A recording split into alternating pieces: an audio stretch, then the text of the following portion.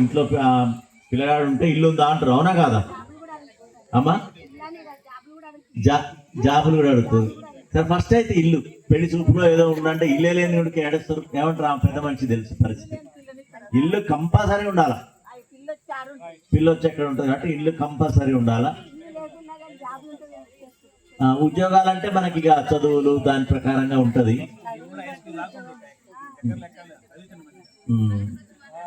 ఇందిరా మిల్ల సంగతి అది. మరి కరెంటు ఇంకేమైనా ఉంటే చెప్పండి. ఎలక్ట్రిసిటీ సమస్యలు ఏమైనా ఉన్నాయా, విద్యుత్ పరమైన సమస్యలు ఉన్నాయా, డిపార్ట్మెంట్ వైజ్ సమస్యలు ఏమైనా ఉంటే చెప్పండి. జిల్లా అంతా మీ దగ్గరికి వచ్చింది. ఇప్పుడు మొత్తం అన్ని డిపార్ట్మెంట్లు వచ్చినాయి. కరెంట్ వాళ్ళు అందరు, మీరు ఆఫీసులు తిరిగే పనే లేదు. ఇప్పుడు మంచినీళ్ళ కోసం